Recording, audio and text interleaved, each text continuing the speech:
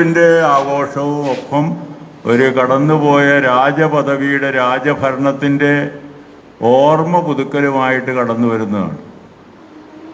മഹാബലി എന്ന് പറയുന്ന ആ പുരാണ പുരുഷൻ അതിഭംഗിയായിട്ട് നമ്മുടെ നാടിനെ ഭരിച്ചു.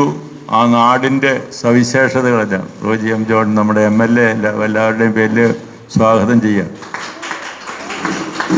അപ്പോൾ അതുകൊണ്ട് ഞാൻ പറഞ്ഞത് അദ്ദേഹത്തിൻ്റെ ഭരണകാലത്തെക്കുറിച്ച് നമുക്കറിയാം. എല്ലാവരും പാടി വളരെ തഴമ്പിച്ചൊരു പാട്ടാണ്.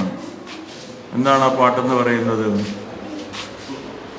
ആ പാട്ടിനെ സംബന്ധിച്ചിടത്തോളം നമുക്ക് മാവേലി നാടുവാണിടും കാലം മനുജരെല്ലാരും ഒന്നുപോലെ ആമോദത്തോടെ വാണിടും കാലം ആപത്തങ്ങേർക്ക് മുട്ടില്ലതാനും കള്ളവുമില്ല ചതിയുമില്ല എള്ളോളുമില്ല പൊളിവചനം. നമുക്ക് കേൾക്കുമ്പോൾ തന്നെ എന്തോ ഒരു ഭയങ്കരമായ കാലഘട്ടം അല്ലേ? ഒരു സംതൃപ്തിയും സന്തോഷവും അഭിമാനവും ഒക്കെ തോന്നുന്ന കാലഘട്ടം. ആ കാലഘട്ടത്തെ അയവിറക്കിക്കൊണ്ട് നമ്മൾ ആണ്ടിൽ ഒരു ദിവസം എന്ന് പറയുന്നു 4 ഓണമായിട്ട് എല്ലാ മതസ്ഥരും ഇതിനെ സ്വാഗതം ചെയ്യുന്നു, ആഘോഷിക്കുന്നു. തീർച്ചയായിട്ടും ഇതിന് നമുക്ക് വലിയ അവകാശമുണ്ട്. കാരണം ഒരു വർഷത്തെ ജീവിതത്തിൻ്റെ അയോധനം, കഷ്ടപ്പാട്, ബുദ്ധിമുട്ട്, ക്ലേശം, ആകുലത, ഉത്കണ്ഠ, വേദനകളെല്ലാം അതിൻ്റെ പാരമ്യത്തിലെത്തുകയാണ്. ഏത് മാസത്തിൽ? കർക്കിടക മാസത്തിൽ. നമുക്കിപ്പോൾ കർക്കിടകമൊന്നും വലിയ പഞ്ഞമാസമൊന്നുമല്ല. പക്ഷേ പണ്ടെന്ന് പറഞ്ഞു കഴിഞ്ഞാൽ ഒരു നേരത്തെ ഭക്ഷണം കഴിക്കാത്ത ഒരുപാട് മനുഷ്യരുണ്ടായി. അടുത്തുള്ള വീട്ടിലെ പന വെട്ടി വീഴുന്നതും അതിൻ്റെ ഉള്ളിലെ ആ കാമ്പെടുത്ത് അതിനെ കുറുക്കിയെടുത്ത് ഭക്ഷിക്കുന്നതുമൊക്കെ ആയ ഓർമ്മകൾ നമ്മുടെ ഈ ഐശ്വര്യ ടീച്ചറിൻ്റെ അപ്പന് നല്ല ഓർമ്മയുണ്ടാവും. അങ്ങനെ എല്ലാ കാലഘട്ടത്തും ഉണ്ടായിരുന്ന മനുഷ്യർ ഒരുപാട് സഹനവും വേദനയും ഒക്കെ പങ്കിട്ടതിന് ശേഷമാണ് ഈ പൊന്നും ചിങ്ങമാസം കടന്നു വരും.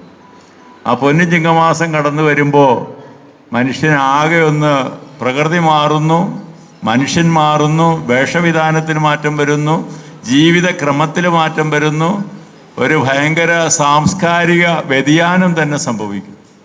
എന്തായാലും ഞാൻ അതിനെക്കുറിച്ച് ദീർഘിച്ച് പറയുന്നില്ല. അതൊരു വലിയ സന്തോഷത്തിൻ്റെ അവസരമാണ്. പഴയ നിയമത്തിൽ ഇങ്ങനൊരു കോണ്ടസ്റ്റ് ഉണ്ട്. എന്താണ്? കൂടാരത്തിരുന്നാളെന്ന് പറഞ്ഞ് ഇസ്രായേൽ ജനത്തോട് ഘോഷിക്കാൻ പറഞ്ഞ് യഹോവ പറയുന്നൊരു കാര്യമുണ്ട്. അവർ കൂടാരങ്ങളിലാണ് വാഗ്ദാന ഭൂമിയിലേക്ക് യാത്ര ചെയ്ത കാലഘട്ടങ്ങളിൽ സുരക്ഷിതമായിട്ട് പലപ്പോഴും താമസിച്ചിരുന്നു. അതോടൊപ്പം തന്നെ അവരെ സംബന്ധിച്ചിടത്തോളം വിളവെടുപ്പിൻ്റെ ആഘോഷവും കൂടിയായിരുന്നു. ജനം മുഴുവൻ ഒന്നിച്ച് ആർത്തകട്ടസിച്ച് ആ സാപത്ത് ആഴ്ച വളരെ ആഘോഷമായിട്ട് അവർ ഈ പറയുന്ന കൂടാരത്തിരുന്നാളിൻ്റെ അല്ലെങ്കിൽ സമ്പൽ സമൃദ്ധിയുടെ വിളവിൻ്റെ ആഘോഷവും നടത്തി ദൈവത്തെ മഹത്വപ്പെടുത്തിയിരുന്നു. നമുക്കറിയാം, ഈശ്വരൻ ഏറ്റവും വലിയ ആനന്ദം, സന്തോഷം എന്ന് പറയുന്നത് ഈ സൃഷ്ടവസ്തുക്കൾ, സൃഷ്ടപ്രപഞ്ചം, ലോകത്തോട് ബന്ധപ്പെട്ട് നിൽക്കുന്നതെല്ലാം സന്തോഷിക്കുന്നതായി കാണുന്നത്. അവിടെയാണ് ഈ പാട്ടിൻ്റെ പ്രസക്തി. കള്ളവുമില്ല ചതിയുമില്ല എള്ളൂളുമില്ല പൊളിവചനം എന്നുള്ളത്. അപ്പോൾ അതൊന്നും കൂടാതെ കൊണ്ട് ജീവിച്ചിരുന്നൊരു കാലഘട്ടത്തെ നമ്മൾ അനുസ്മരിച്ചുകൊണ്ട് ഈ ഓണത്തിലേക്ക് വരുമ്പോൾ നമുക്കറിയാം, നമ്മുടെ കുഞ്ഞു കുട്ടികൾ എന്ന് പറയുന്നത് വളരെ എണ്ണത്തിൽ കുറവാണെങ്കിലും അവർ വളരെയേറെ അഭിമാനവും സന്തോഷവും ഐശ്വര്യ ടീച്ചറിൻ്റെ കാലഘട്ടത്തെ അനുഭവിച്ചുകൊണ്ടിരിക്കുകയാണ്. അതിനു മുമ്പും ഓണാഘോഷമില്ലായിരുന്നു എന്ന് ചോദിച്ചാൽ അന്നും ഓണാഘോഷമുണ്ട്. എങ്കിലും സ്കൂളിന് ചില മാറ്റങ്ങൾ വരുന്നത് ഈ പ്രാദേശിക സമൂഹം ആസ്വദിക്കുന്നു. അതിനോട് എല്ലാവരും കൈത്താങ്ങായി മാറിക്കൊണ്ടിരിക്കുകയാണ്. പൂർവ്വ വിദ്യാർത്ഥികൾ കടന്നു വരുന്നുണ്ട്, പ്രാദേശിക വാർഡ് മെമ്പർ കടന്നു വരുന്നുണ്ട്, അല്ലെങ്കിൽ ഇതിൻ്റെ ഗുണകാംക്ഷികളായിട്ടുള്ള പേരൻസ് കടന്നു വരുന്നുണ്ട്. എല്ലാവരെയും അവരുടേതായ നല്ല പ്രതീക്ഷകളോടുകൂടിയുള്ള കടന്നുവരവ് കൂടുതൽ ഫലപ്രദമായി തീരാൻ ഐശ്വര്യ ടീച്ചറിൻ്റെയും ടീമിൻ്റെയുമായ കാര്യക്ഷമമായ പ്രവർത്തനങ്ങളും കാര്യക്ഷമമായിട്ടുള്ള സമീപനങ്ങളും ഉപകാരപ്പെടട്ടെ. ഇത് ഒരു ദിവസം കൊണ്ട് അനുസരിച്ച് കടന്നു പോകുന്നതല്ലാതെ ഈ സ്കൂളിൽ പഠിക്കുന്ന കുട്ടികൾക്കും അധ്യാപകർക്കും ഇതിനോട് ബന്ധപ്പെടുന്നവർക്കും എന്നും ഓണമായിരിക്കട്ടെ എന്നുള്ള ആശംസകളും പ്രാർത്ഥനയോടും കൂടി എൻ്റെ വാക്കുകൾ ഉപസംഹരിക്കുന്നു. എല്ലാവർക്കും നല്ലൊരു ഓണം. പ്രത്യേകിച്ച് പൊന്നോണ ദിവസം എന്ന് പറയുന്നത് നമുക്കറിയാം. ഇത്തവണ കടന്നു വരുന്നത് 4-ാം തീയതിയാണ്.